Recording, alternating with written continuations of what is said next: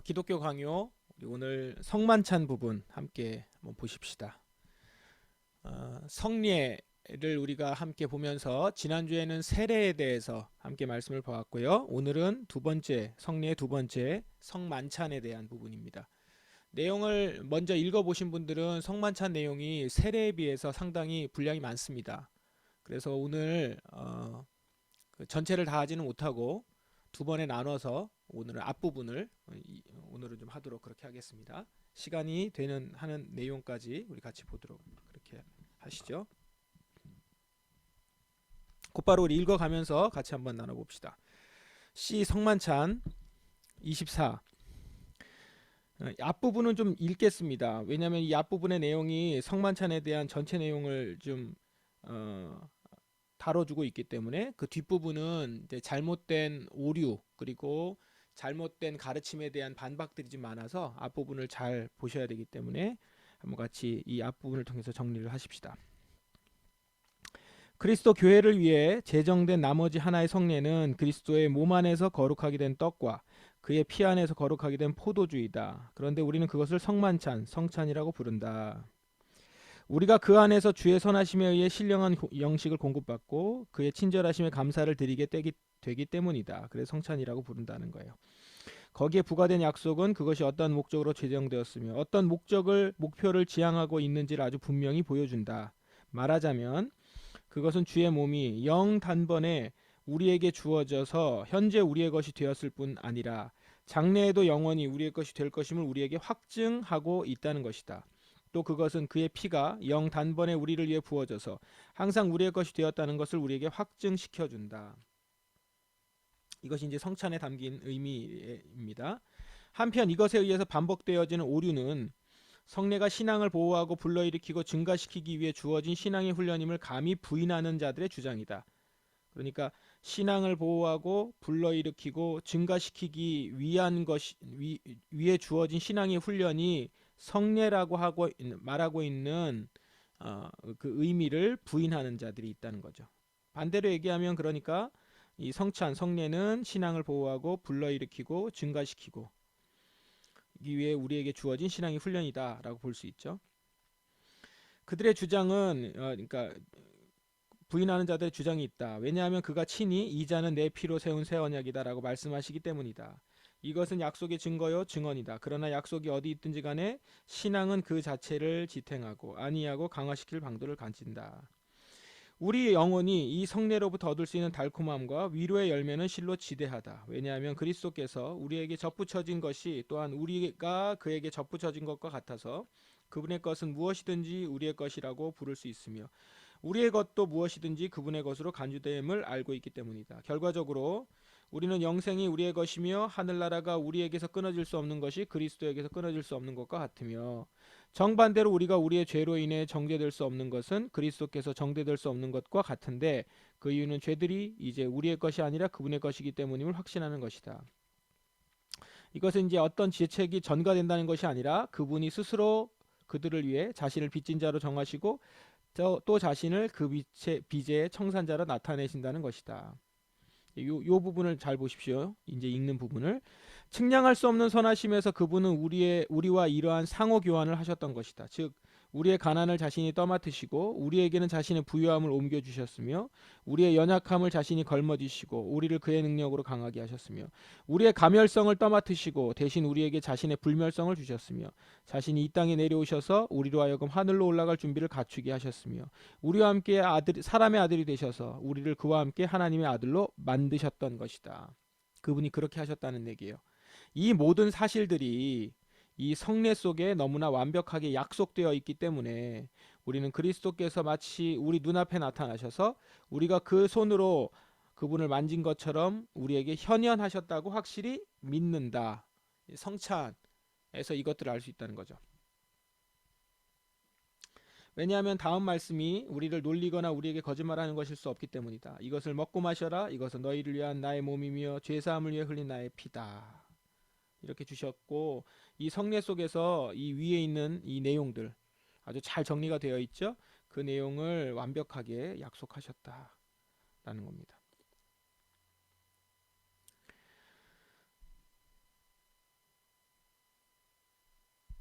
이 뒷부분 읽어볼게요. 또한 앞서 말한 바와 같이 성리에 나타난 물질적인 것들로부터 우리는 일종의 영적인 것들에 대한 유비로 옮겨가야 한다.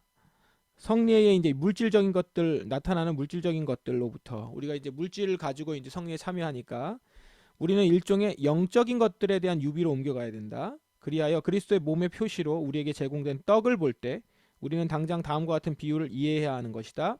마치 떡이 우리 육신의 생명을 지탱시켜주고 양육하는 것처럼 그리스도의 몸은 우리의 영적 생명을 위한 양식이요 보호라는 것이다. 피의 상징으로 제시된 포도주를 볼 때 우리는 포도주가 육신에게 주는 유익을 생각하고서 그와 동일한 유익이 그리스도의 피에 영적으로 우리에게 주어진다는 것을 깨달아야 한다. 이러한 유익들은 우리를 강하게 하고 새롭게 하고 기쁘게 하는 것이다. 왜냐하면 만일 우리가 그 지극히 거룩한 몸으로부터 어떤 유익을 얻었는지 또한 그 피로부터 어떠한 유익을 얻었는지를 깊이 생각한다면 떡과 포도주가 그러한 비유를 따라 그러한 것들을 표현하기에 채택되었음을 분명히 알 수 있을 것이다. 그러므로 성례의 주된 기능은 단지 그리스도의 몸을 우리에게 나타내 주는 것만이 아니다. 여기서 성례는 성찬을 주로 얘기를 좀 하고 있습니다. 세례보다는. 오히려 그것은 몸의 참 양식이며 그의 피는 음료임을 증거하는 그 약속을 인치고 확증하는 것이다. 그 양식과 음료를 먹고 마심으로 우리는 영생에 이르게 된다. 또한 그 약속에 의해 그는 자신을 생명의 떡으로 선포하신다. 그것을 먹는 자는 영원히 살게 된다는 것이다. 이것을 위해 성례는 우리를 그리스도의 십자가로 인도해 간다. 거기서 그 약속이 참으로 실현되었으며 모든 면에서 완성되었던 것이다. 이 내용이 성례의 주된 기능이죠. 성례는 우리를 그리스도의 십자가로 인도해 가요.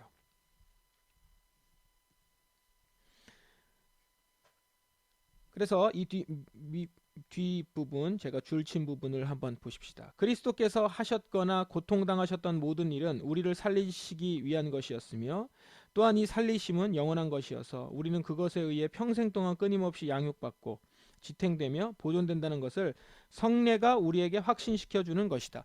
지금 계속 성례가 어떤 것이며 어떤 기능을 가지고 있는지 어떤 목적인지 성례를 통해서 우리가 받아야 되는 유익이 무엇인지 그 얘기를 쭉 일목요연하게 정리하고 있습니다. 근데 이제 그 다음에 보십시오. 그 다음에 내용이 약간 여러분들 조금 이해하기가 어려운 부분도 있고 헷갈릴 수도 있는데 이제 그 잘못된 가르침에 대한 얘기입니다. 27번 보십시다. 만일 성례의 이러한 힘이 제대로 연구 검토되었다면 우리를 만족시키기에 충분한 것이 발견되었을 것이며 옛날부터 그리고 심지어 최근까지도 교회를 괴롭혀왔던 그 놀라운 주장들, 그러니까 잘못된 가르침이죠. 성례에 대해서. 이런 것들이 일어나지 않았을 것이다.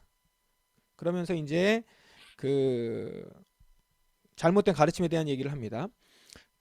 주로 나오는 주장들이 이거예요. 그리스도의 몸이 떡 속에서 어떻게 임재하는가를 규정하기 위한 인간들의 호기심에서 비롯된 노력들.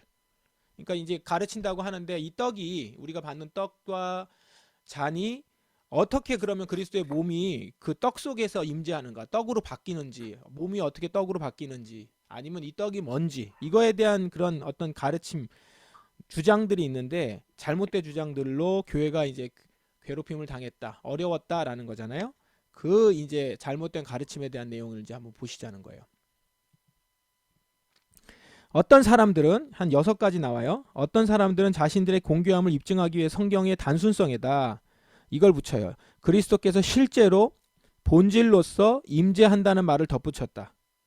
그러니까 그냥 그리스도께서 이거는 그리스도의 떡입니다 라고 한 거에다가 이건 본질이다, 이건 실제다, 이런 말들을 자꾸 덧붙였다라는 거예요. 그러면서 이제 오해를 불러일으키게 됐다라는 한 가지가 있고요. 또 다른 사람은 그리스도께서는 십자가에 달리셨던 것과 똑같은 차원에 있다고 주장을 했대요. 그리고 또 어떤 사람은 엄청난 화채설을 고안해냈고, 어떤 사람들은 떡 자체가 몸이라고 주장했고, 어떤 사람들은 그리스도의 몸이 떡 안에 있다고 주장했고, 또 어떤 사람들은 그리스도의 몸의 표지와 상징만이 제시된다고 주장한다. 요 맨 마지막 거는 이 앞에 있는 내용하고 조금 완전히 다른 내용이긴 해요. 화채설 같은 경우는 로마 가톨릭이 주장한 거였고, 그리스도의 몸의 표지나 상징, 이거는 이제 종교개혁자 중에서는 츠빙글리가 많이 얘기를 했는데, 그리고 또 다른 사람들 중에서는 이제 실제로 본질로서 아니면 십자가에 달렸던 거하고 똑같은 차원이다, 아니면 떡 자체다, 그리스도의 몸이 떡 안에 있다 이러면서 여러 가지 주장을 했다는 거예요. 그런데 다 대부분 다 이 내용들이 어떤 거에 관심인 거냐면 그리스도의 몸이 떡 속에서 어떻게 임재했는가. 그걸 규정하는데 이제 성례의 어떤 힘이나 성례의 어떤 성례의 목적, 성례가 가지고 있는 주된 기능, 의미 이런 것보다는 여기에 이제 매몰되어서 이것을 가르친다고 하면서 잘못된 가르침을 주었다라고 하면서 이제 뒷부분 내용을 그 내용으로 설명하는 내용들이 이제 나와요. 이게 좀 내용이 좀 길어서 이 부분에서 여러분이 좀 헷갈렸을 수 있는데 한번 잘 보십시다. 이것은 실로 중요한 문제이다. 그것을 두고서 많은 논란이 일어났는데 사실 주로 그런 식으로 믿어왔다. 그러나 그런 식으로 주장하는 사람들은 첫째로 그리스도의 몸이 우리에게 주어졌을 때 우리에게 어떻게 우리의 것이 되었는가를 물을 필요성에 주의를 기울이지 않고 있다. 우리의 피가 그의 피가 우리를 위해 흘려졌을 때 그것이 어떻게 우리의 것이 되었는가에 대해서도 마찬가지다. 그러나 그것은 십자가에 못 박힌 그리스도 전부를 소유하는 것과 그의 모든 유익에 동참하는 것을 의미한다. 십자가가 이제 그 그리스도가 우리를 위해 죽으셨다라는 것, 십자가에서 죽으셨다라는 것, 그것에 대한 이제 의미를 우리가 깊이 생각하지 않아서 그렇다라고 하는 얘기를 좀 하는 거예요. 이제 그처럼 중요한 문제들을 간과하고서 사실상 그것들을 무시하고 거의 사장시키고 있으면서 우리의 대적들은 단 한 가지 까다로운 질문에만 매달려 있다. 그리스도의 몸이 어떻게 우리에게 전달되는가? 이제 그 떡으로 어떻게 전달되는가? 이것만 매몰되어 있다는 거예요.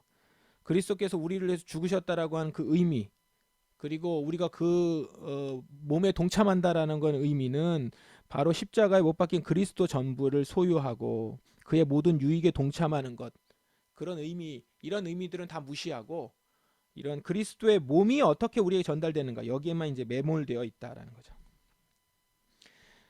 그러나 그처럼 복잡다단한 견해들 가운데서 어떻게 하나님의 유일하고도 확실한 진리가 굳게 설 수 있겠는가? 첫째, 이제 여기서 첫째 나오는데 성례가 어떠한 종류의 영적인 일인지 생각해 보십시다. 주께서는 성례를 통해 우리의 배가 아니라 영혼을 채우려 하셨으며 그 안에서 그리스도를 찾게 하려 하셨다. 그러니까 성례를 통해서 우리한테 뭘 주시려고 했냐면 영혼을 채워 주시려 하셨고 그리스도를 찾게 하셨다는 거예요.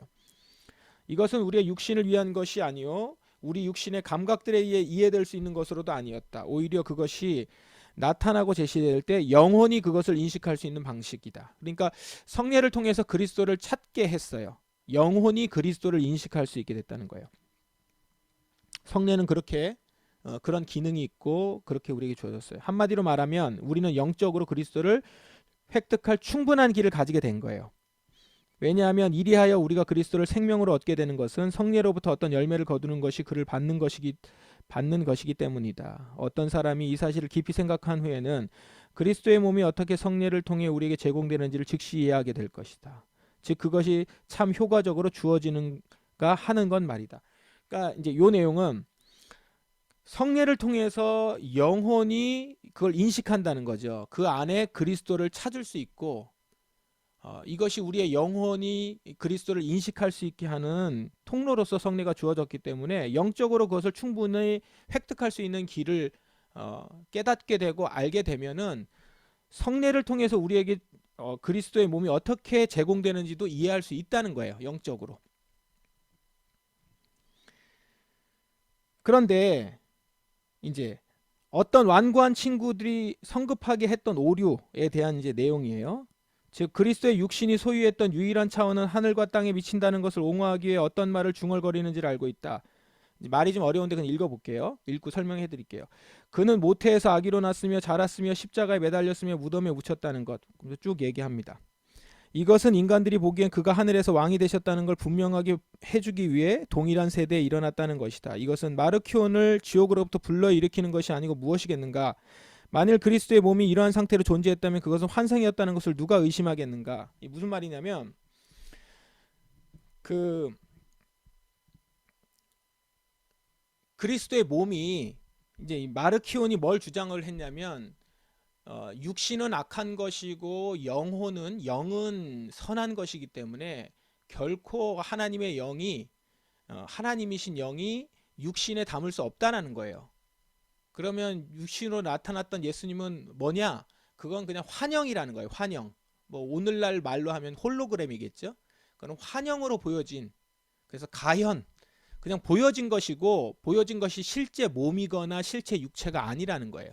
그걸 이제 그렇게 주장을 해요. 그럼 이제 여기서 하는 얘기가 뭐냐면 그분은 그냥 영으로 계시면서 우리 몸에 이렇게 몸으로 육신으로 보일 뿐인 것이고 이제 여기에서 그 모든 사람들에게 다 나타날 수 있고 어디에나 그분은 계시는 분이고 그것이 뭐를 통해서 나타나는 거냐면 이제 성례를 통해서 그렇게 가능하다는 거예요. 이제 성찬을 하면서 그 몸으로 이렇게 들어와서 모든 사람에게 다 편지해서 들어갈 수 있게 되는 거라는 거죠. 보이지 않는 그 예수님이, 그러니까 그 영혼으로 있었던 예수님이 그렇게 된다라고 지금 이제 마르키온의 그과 같은 주장을 하는 사람들 얘기라는 겁니다.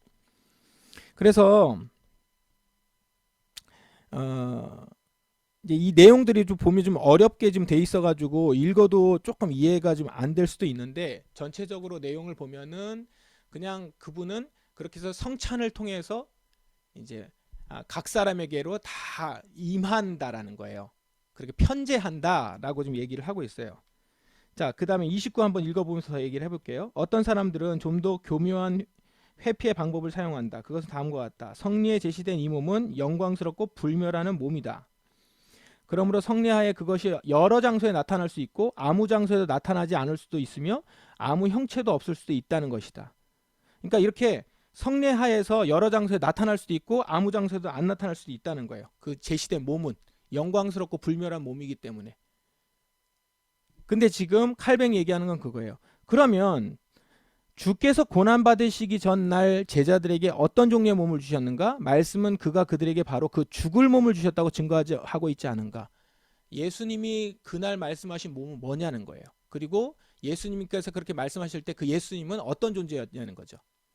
이 뒤에 내용이 뭐냐면 실제 몸이었다는 것이고 실제 육신으로 이 땅에 오셨다는 거예요. 오셔서 그 육신으로 이 육신을 상징하는, 그리고 육신을 의미하는 몸을 떡으로 이렇게 준 것이지 그 환영처럼 되어 있고 성찬으로 몸으로 변해져서 모든 사람에게 나타나거나 어느 곳에서나 편재하거나 이렇게 의미하는 성찬이 아니다라는 것이죠.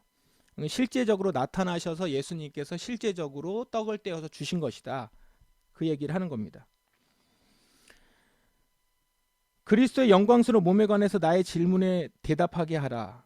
그럼에도 불구하고 육신이 아니었는가? 이제 이 앞에 굉장히 그 기적적인 모습과 정말로 인간과는 좀 다른 모습처럼 보이고 있지만 그럼에도 불구하고 육신이 아니었는가라는 거예요. 그들은 그러나 그것은 장소도 없었고 여러 곳에 걸쳐 있으며 형체도 없었고 부피도 없었다고 말한다. 사람들은 그렇게 말한다는 거예요. 그러나 그것은 한마디에 의해서가 아니라 완곡한 표현에 의해서 그것을 영이라고 부르는 것이다. 우리가 육신의 부활을 명백히 부인하든지 혹은 그것을 인정하든지 그것은 여전히 육체였으며 이 점에서 영과 달랐다는 것. 그것은 장소와 공간의 제한을 받고 있었다는 것. 그것은 볼 수 있고 만질 수 있었다는 것 사실을 인정한다. 라는 거예요. 또한 그것은 그리스도께서 닫힌 문을 통해 제자들이 있던 곳에 들어가셨다는 사실은 그들의 입장을 조금도 지지하지 않는다. 그런 게 있었다 하더라도, 이런 일이 있었다 하더라도 그는 과연 놀라운 방식으로 그 안에 들어가셨다. 왜냐하면 그는 완력으로 그것을 때려 부시지도 않았고 사람이 열을 때까지 기다리지도 않았으며 자신의 힘으로 모든 장벽이 제거되게 작동하셨기 때문이다. 게다가 들어가신 후에 그는 제자들에게 자기 몸의 실제성을 증명해 보이셨다. 요 말이 조금 번역이 조금 잘 못돼서 헷갈리게 할 수가 있는데 이런 우리 육신하고는 다르게 그렇게 문을 통과하고 지나갔어도 그렇게 했어도 이분은 여전히 육신으로 있었고 몸의 실제성을 증명해 보였다는 거예요. 내 손과 발을 보고 나인 줄 알라 만져보라 이렇게 하면서 있다라는 걸 보였다는 거예요. 그래서 그리스도의 영화로운 몸은 진짜 육체임이 증명되었다. 왜냐하면 그것은 만지고 볼 수 있는 것이기 때문이다. 이 사실을 제하고 나면 그것은 진짜 몸일 수 없을 것이다. 이러면서 칼뱅은 계속 이 부분을 주장하고 있어요. 그 뒤에 내용들도 이제 그 부분에 대해서 좀 더 추가적으로 설명을 하는 겁니다. 그래서 이러한 조건을 가지고서 그리스도께서는 육신을 취하셨으며 그것에 썩지 아니함과 영광을 부여하시면서도 그것으로부터 본성과 진리를 제거하지 않았던 것이다. 왜냐하면 그가 승천하셨으며 하늘로 올라가신 그 모습으로 재림하실 것이라는 분명한 성경의 증거가 있었기 때문이다. 이 목이 곧은 대적들이 그는 승천하셔서 눈에 보이는 방식으로 재림하시겠지만 그동안에는 눈에 보이지 않는 방식으로 우리와 함께 계신다고 대답할 이유는 전혀 없다. 사실 우리 주님은 자신의 살과 뼈를 가졌는데 그것은 만져볼 수 있는 것이라고 증거하셨다라는 거예요.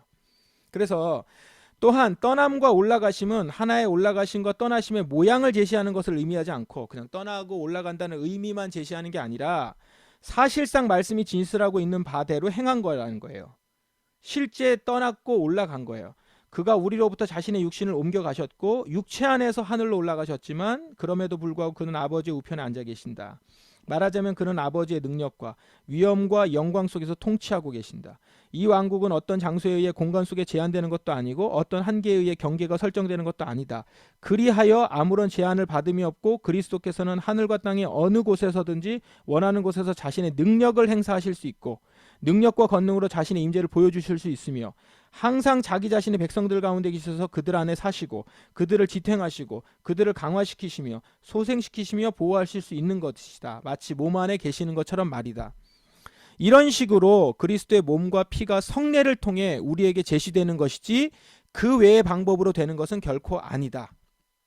이것은 성찬을 통해서 몸이 우리한테 막 이렇게 들어와서 하나하나 들어와서 되는 것이 아니라 그분은 지금 하늘에 계시면서 제한함이 없으시면서 우리를 통치하고 계시고 다스리고 계시고 우리에게 영향을 미치실 수 있는 분이신 것이고 그것을 우리는 성례를 통해서 우리에게 제시되고 있는 것이라는 거죠. 알게 하신다라는 것이죠. 그런 거라는 겁니다.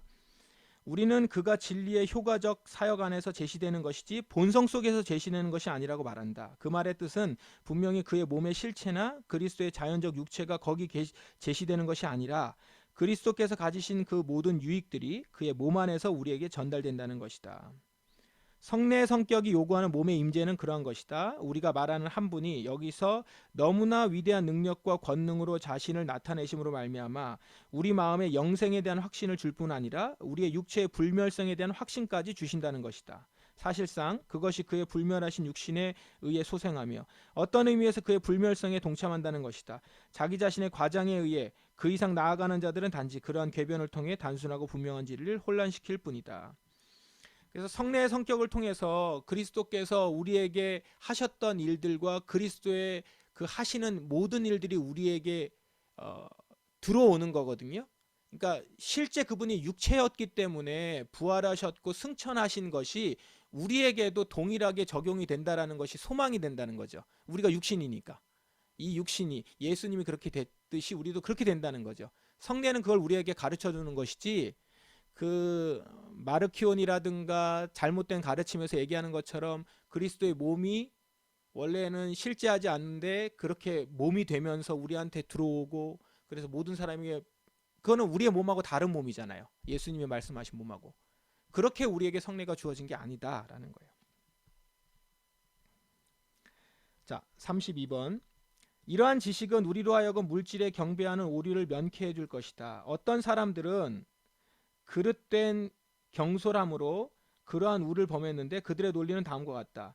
그것이 몸이라면 영혼과 신성이 육체와 함께 있으며 육체로부터 분리될 수 없다. 결과적으로 우리는 거기서 그리스도에게 경배해야 한다.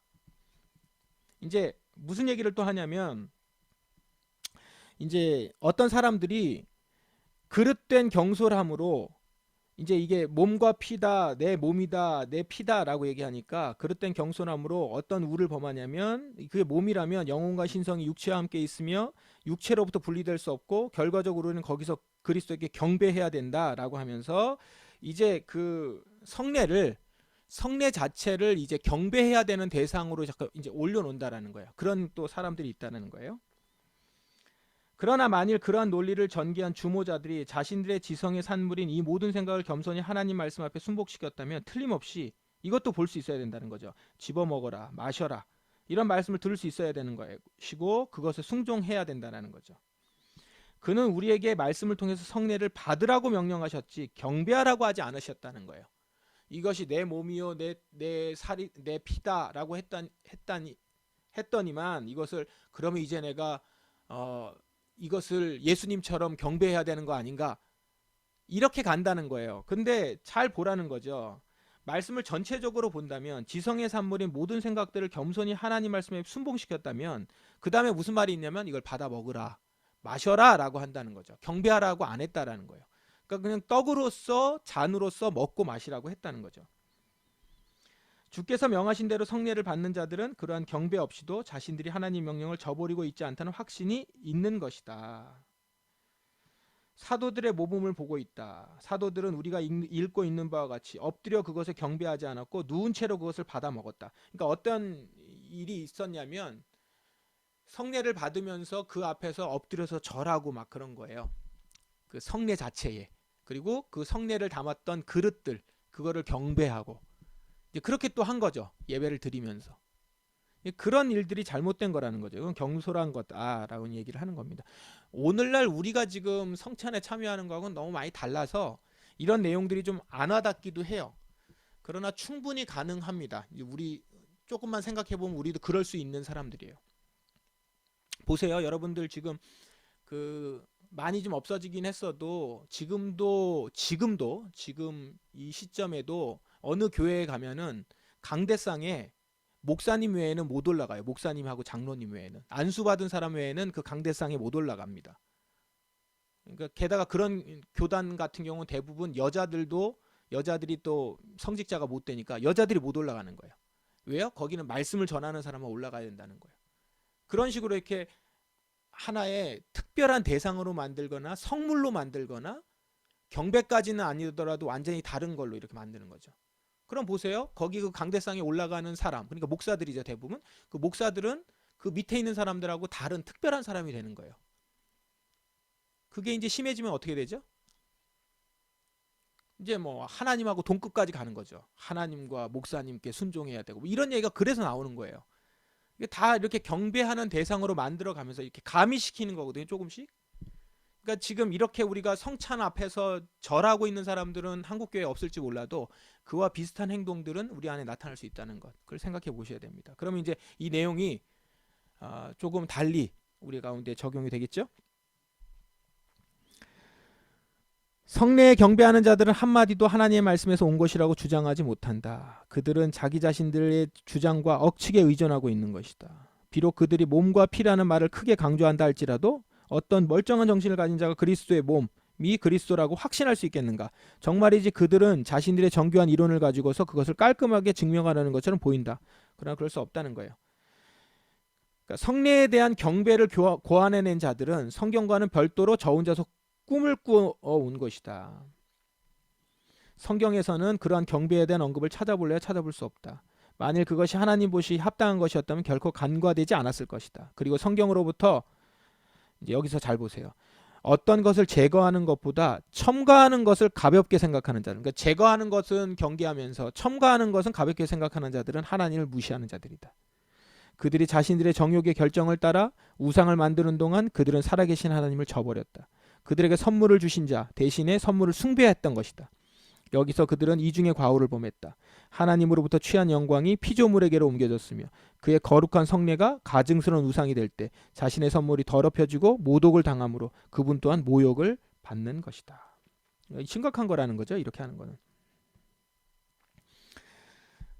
자, 우리는 앞에서 그것이 어떻게 우리의 믿음을 위해 기여하는지를 논의했다. 그러나 주님은 이 성례를 통해 우리가 이미 설명한 바와 같이 그의 풍성한 은혜를 우리에게 상기시키고 우리가 그것을 인정하게 하신다. 동시에 그는 우리가 그처럼 풍성한 은혜에 배은망덕하지 말고 적절한 찬양과 함께 그것을 선포하고 감사함으로 그것을 전파하라고 권고하신다. 그러므로 그가 사도들에게 성례 제도를 주셨을 때 그는 들이 그를 기념하여 그것을 행하라고 가르치셨다. 그것이 바로 그의 주의 죽으심을 전하는 것으로 바울이 해석했던 것이다. 말하자면 공개적으로 또한 한 목소리로 사람들 앞에서 생명과 구원에 대한 모든 보장이 주님의 죽으심에 달려있다는 것과 우리의 고백에 의해 그분을 영화롭게 할 수 있으며 우리의 본보기에 의해 다른 사람들이 그분에게 영광을 돌리도록 권할 수 있다는 것을 고백하는 것이다. 여기서 또한 성례의 목적이 분명해진다. 말하자면 성례의 목적은 그리스도의 죽음을 기억하는 가운데 우리 자신을 훈련하는 것이다. 제가 여기 2번이라고 지금 해놨죠. 이 좀 첫 번째를 이제 구조를 찾기가 조금 어려웠는데 제가 볼 때는 여기입니다. 성례가 어떤 종류의 영적인 일인지, 성례를 통해서 우리의 영혼을 채워주려 했고 그리스도를 찾게 했고 영혼이 그것을 인식할 수 있게 해서 영적으로 그리스도를 충분히 획득할 수 있는 길을 이 성례를 통해서 보여줬다는 거예요. 그거를 이제 여기에 보시면 이렇게 설명을 하고 있죠.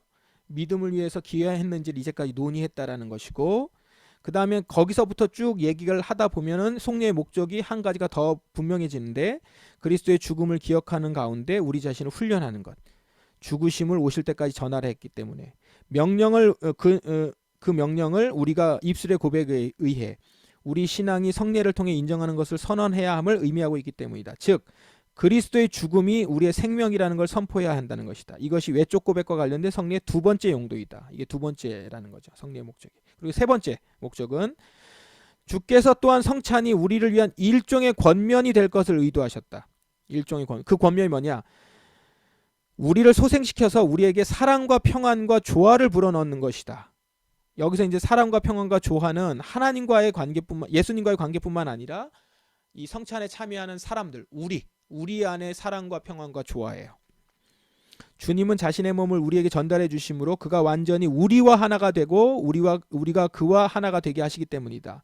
그는 단 하나의 몸을 가지고 계시며 우리 모두를 그 몸에 참여케 하시기 때문에 우리 모두가 또한 그러한 참여에 의해 한 몸이 되는 것이 필요하다. 성례로 나타난 떡이 이 하나됨을 반영한다.